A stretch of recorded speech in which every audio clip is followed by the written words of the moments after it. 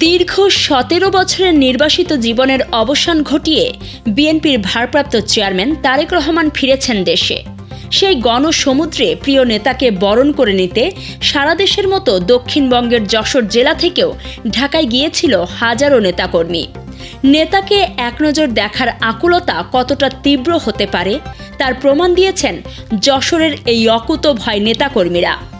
কনকনে শীত ও তীব্র হিমেল হাওয়া উপেক্ষা করে গত রাত থেকেই তারা হযরত শাহজালাল আন্তর্জাতিক বিমানবন্দর সংলগ্ন ও আশপাশের এলাকায় খোলা আকাশের নিচে অবস্থান করেন।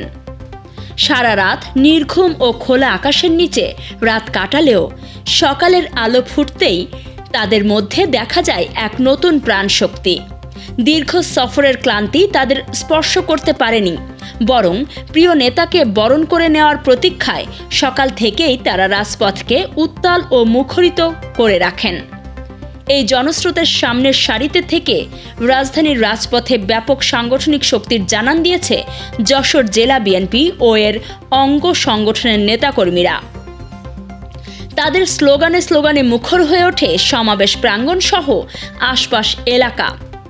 হাতে দলীয় পতাকা, নানা রঙের ব্যানার ও ফেস্টুন নিয়ে সুশৃঙ্খলভাবে মিছিল ও সমাবেশে অংশ নিয়ে তারা প্রিয় নেতার প্রতি অকুণ্ঠ ভালোবাসা ও আনুগত্য প্রদর্শন করেন।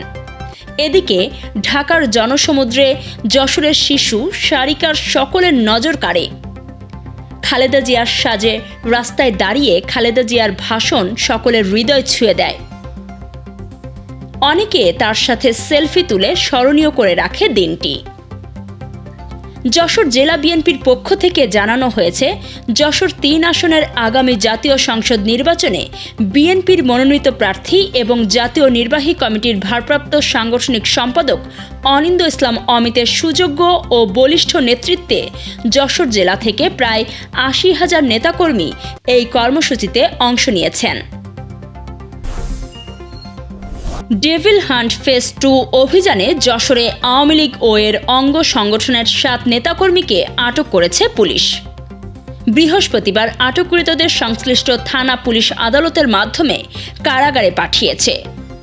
আটককৃতরা হলেন যশোর সদরের চাষরা রায়পাড়ার মৃত আব্দুল খালেক বিশ্বাসের ছেলে ও পৌর আওয়ামী লীগের সদস্য বাবলু, ভেকুটিয়া গ্রামের 3 নম্বর ওয়ার্ড আওয়ামী লীগের সভাপতি জামির আলী, অভয়নগর উপজেলার মহাকাল গ্রামের ইমামুল শেখের ছেলে ইনজামুল শেখ, ঝিকরগাছা উপজেলার সাদির আলী গ্রামের আলী হোসেনের ছেলে আকুল হোসেন, বেনাপোল উপজেলার রঘুনাথপুর গ্রামের আব্দুল খালেকের ছেলে জাহাঙ্গীর আলম, মনিরামপুর উপজেলার ঢাকুরিয়া গ্রামের মোজাহার আলীর ছেলে হামিদুল ইসলাম এবং ঘুগুরাইল গ্রামের খালেক দফাদারের ছেলে ইউনুস আলী।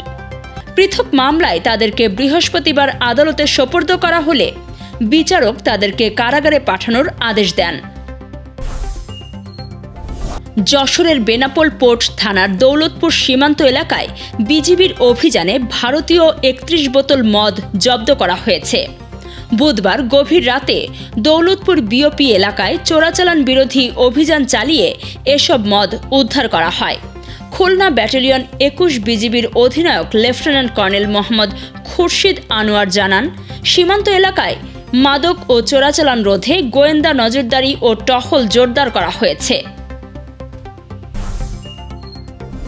যশোর সদর উপজেলার বড় ভেকুটিয়া গ্রামের আলোচিত তাহিনুর রহমান বাবুকে গ্রেফতার করা হয়েছে।